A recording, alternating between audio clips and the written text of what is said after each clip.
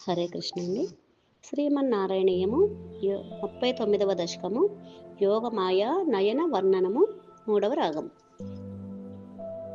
భవంతమయముద్వహన్ యదుకులోద్వహో నిస్సరన్ దదర్శ గగనోచ్చలజ్జలభరాం కలిందాత్మజాం అహో సలిల సంచయః స పునరైంద్రజాలోదితో జలౌఘయివ తత్క్షణాత్ ప్రపదమే యథా మాయయౌ. కృష్ణ ప్రసుప్త పశుపాలికాం నిభృత మారుదద్భాలికాం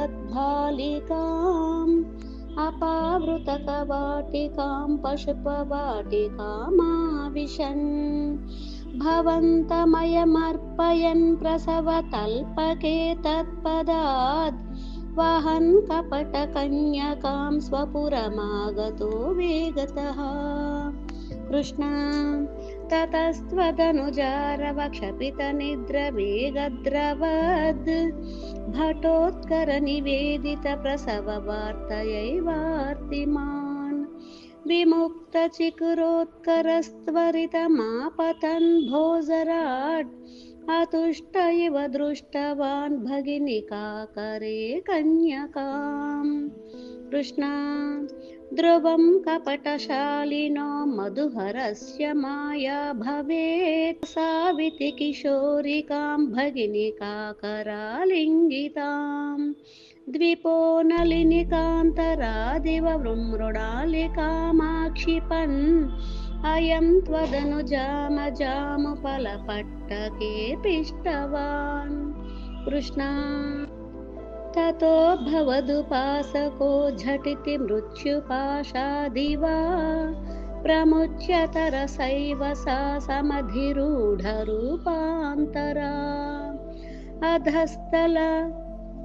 అధస్థలమజగ్ముషీ వికసదష్టబాహుస్ఫురన్ మహాయుధమహోగతా కిల విహాయ సాదిద్యుతే.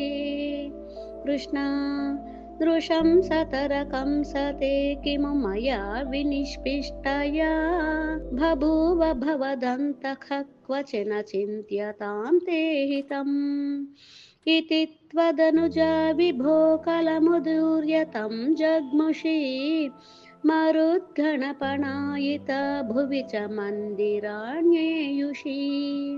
కృష్ణ ప్రగే పునరగాత్మజా వచనమీరితా భూభుజా ప్రలంబబకపూతనా ప్రముఖదానవా మానినః భవన్నిధనకామ్యయా జగతి బభ్రమూర్నిర్భయాః కుమారకవిమారకాఖిమివ దుష్కరం నిష్కృష్పైః.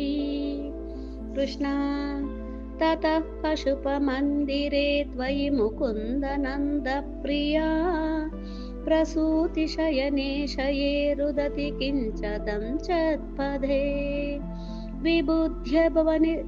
విబుధ్యవనితా జనైస్తనయ సంభవే ఘోషితే ముదా కిము వదామ్యహో సకలమాకులం గోకులం. కృష్ణ అహో ఖలు యశోదయా నవకలాయ చేతోహరం భవంతమలమంతికే ప్రథమమాపి బంధ్యాదృశా పునస్తనభరం నిజం సపది పాయయంత్యాముదా మనోహరతనుస్పృశా జగతి పుణ్యవంతోచితాః. కృష్ణ భవత్కుశలకామ్యయా సఖలు నందగోపస్తదా ప్రమోదభరసంకులో ద్విజకులాయ కిం నారదాత్ తథైవ పశుపాలకాఖ్యమున మంగళం తే నిరే జగత్రితయ మంగళత్వమిహ పాహి మామామయాత్. కృష్ణ ఐగిరి నందిని నందిత మోదిని విశ్వ వినోదిని నందినుతే గిరివర వింధ్య శిరోదిని వాసిని విష్ణు విలాసిని జిష్ణునుతే भगवति हेशिति कण्ठकुटुम्बिनि भूरुकुटुम्बिनि भूरि कृते जय जय हे महिषासुरमर्दिनि रम्यकपर्दिनि शैलसुते. హరే కృష్ణ అండి. 39వ దశకం వసుదేవుడు యోగమాయను మధురకు చేర్చుట అను దశకం సమాప్తం.